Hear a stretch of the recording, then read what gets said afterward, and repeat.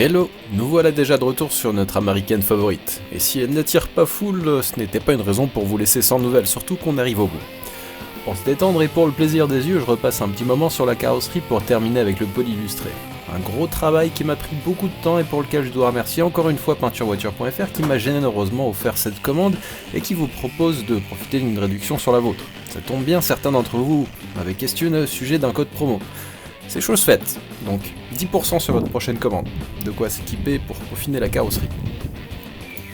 Dans mon cas, j'ai usé un paquet de disques 800, 1200 et 2000 avant de faire chauffer l'orbital. Je n'ai plus besoin de vous présenter l'opération puisqu'elle a eu droit à un épisode dernièrement. Par contre, c'est toujours plaisant de voir la différence avant et après. Ah, moi je m'en lasse pas en tout cas.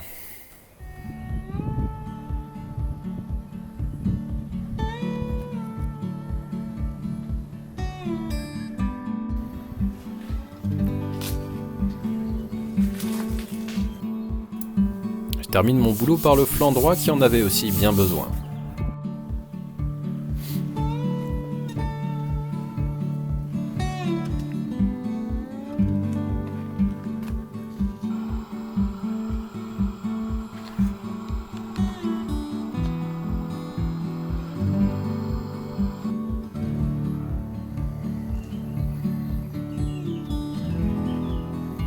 Arrivé là, je ne résiste pas à la tentation de remplacer mes plaques cassées et vissées par d'autres bien moins légales, mais au moins posées dans les règles.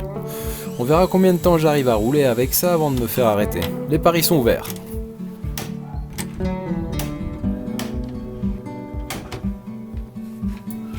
Tant que j'y suis, et sans doute parce que toute trace de bricolage du précédent propriétaire mérite de façon irrationnelle, je poursuis ma quête des améliorations futiles et donc indispensables. J'avais remarqué que la calandre avait été repeinte à l'arrache par-dessus le chrome d'origine. Beaucoup de ponçage au grain fin permet de révéler le traitement. Ce sera nettement plus clean. Et puis après avoir viré le logo Chevrolet bricolé à la scie, j'en remets un en place. Pas tout à fait d'époque, mais tout de même plus esthétique à mon goût.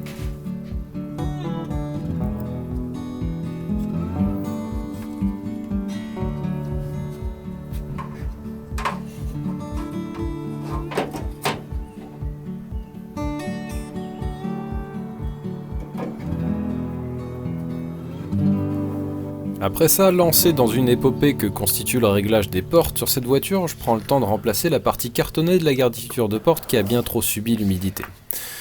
J'ai trouvé un fond de meuble dans une épaisseur approchante et dans le même matériau qui fera très bien l'affaire. J'en coupe donc 2 morceaux qu'il me suffit ensuite de découper et percer selon le gabarit original.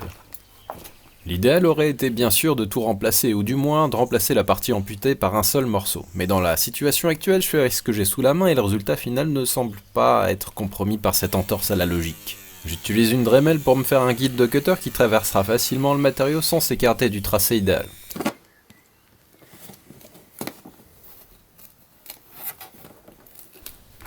J'apporte une attention toute particulière à l'emplacement des commandes de lève-vide qui avaient tendance à pas mal bouger jusqu'à présent.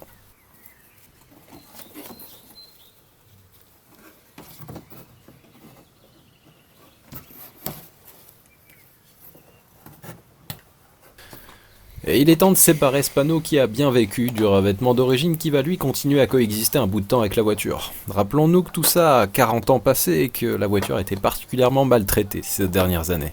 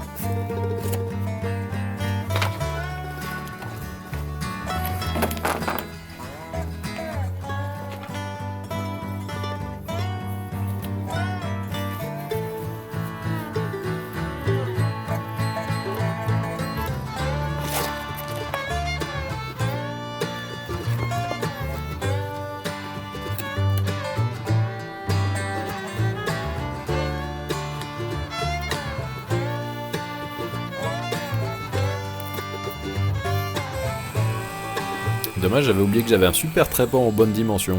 Une fois les deux parties assemblées et collées sur leur vêtement extérieur, il me faut remplacer l'isolant qui fait également office d'insonorisant. Vu son état, on va mettre l'original à la poubelle et repartir sur du matériau neuf. Il me restait des chutes de mousse provenant de la rénovation du ciel de toit de la DB7. Ce sera parfait pour mon utilisation.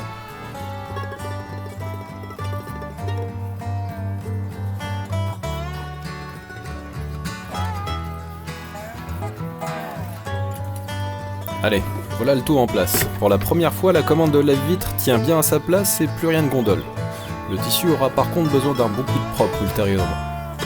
Maintenant, je vous propose de partager avec moi un bout de trajet pour les faire régler la géométrie avant, ayant à ma disposition les cales de réglage appropriées. Et oui, pas de vis excentrique ou de trop oblong pour régler ça sur ces voitures.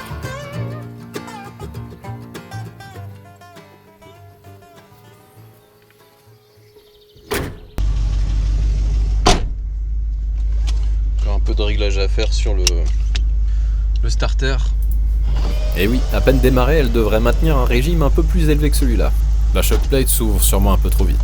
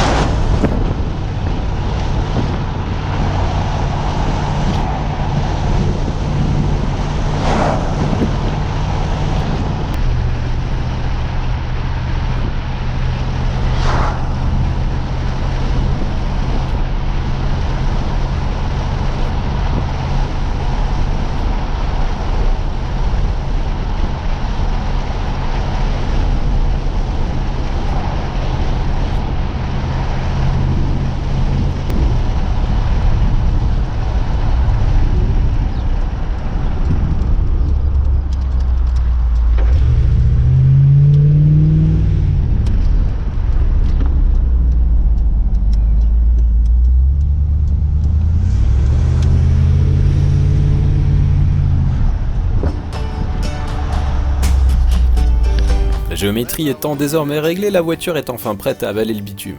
Enfin, quand j'en aurai le droit. Il me tarde d'en profiter. Pour le moment, j'ai déjà droit à l'enthousiasme du jeune public.